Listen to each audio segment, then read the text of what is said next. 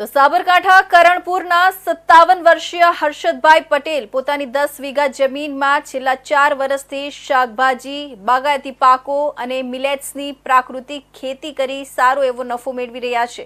ખેડૂત માટે ધરતીમાં સમાન છે અને આ માને ઝેર આપીને તેના પોષક તત્વો ખતમ કરી દીધા છે। હાલમાં આપણી જમીન બંજર બની ગઈ છે।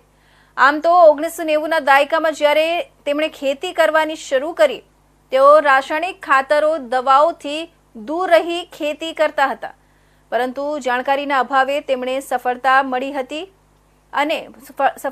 નહોતી, પરંતુ હાલમાં જ આ ખેતીથી સારી આવક અને આરોગ્યપ્રદ પાક પણ મળી રહે છે। તો વાર્ષિક 1.25 લાખથી પણ વધુ ચોખ્ખો નફો મળે છે। ઓર્ગેનિક પાક પણ મળી રહે છે।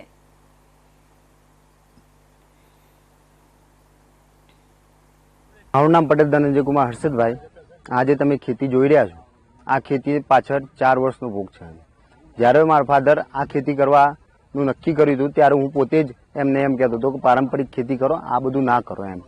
પણ આજે 4 વર્ષ પછી મને એવું થાય છે કે મારા ફાધરનું જે વિઝન હતું, લોકો પણ સારું ખાય, ફેમિલી પણ સારું ખાય, એ વિઝન આજે સાર્થક થતું દેખાઈ રહ્યું છે।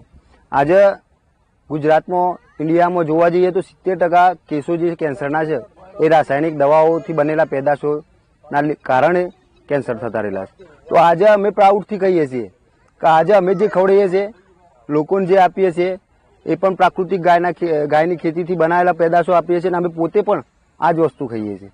એટલે આ જોઈ બીજા ખેડૂતો, બીજા લોકોને પણ પ્રેરણા લેવી જોઈએ કે આ વસ્તુ સારી છે, લોકોને સારું ખવડાવો। આપણે એક ખેડૂત છીએ, જગતના તાજ છીએ, તો એ પ્રમાણે આપણે આ સૃષ્ટિનું જે અત્યારે તંત્ર ખોરવાય છે એના માટે એક નવો રસ્તો બનાવીએ કે પ્રાકૃતિક ખેતી, ગાયની ખેતીથી સારું ખવડાવીએ લોકોને, કે આપણાથી તો કોઈ કેન્સરના કેસો ના થવા જોઈએ, કે આપણી એવી પેદાશથી કોઈનું જીવન ના બગડવું જોઈએ। મારા ફાધરનું આ મોટું વિઝન હતું અને આજે એ વિઝન સાર્થક થતું દેખાય છે।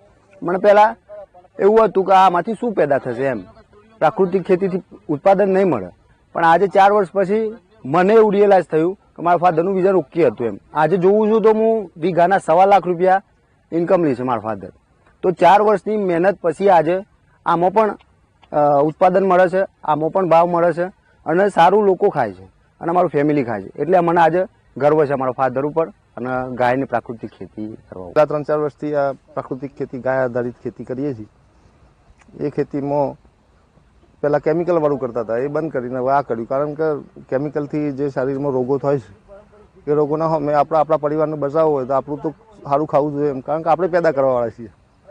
એ વિચારને લઈને વિચારતા હતા, એટલે એમ થયું કે આપણું ખાવું હોય તો પછી બીજાને આપણે સારું જ ખવડાવવું જોઈએ એમ। તો પછી નક્કી કર્યું કે બધી આપણી જે 10 વીઘા જમીન છે તો બધામાં પ્રાકૃતિક ખેતી કરવી। જે થવું એ થાય, કે નુકસાન તો નુકસાન। ટામેટા છે, ગવાર, ભીંડી, કોબી, ફુલાવર, કાકડી છે, લસણ, ડુંગળી છે, આ તરબૂચ છે, પેલી બાજુ બાગાયત છે, એમાં અબા છે, જામફળ છે। હર્ષદભાઈ રમણભાઈ પટેલ, કરણપુર।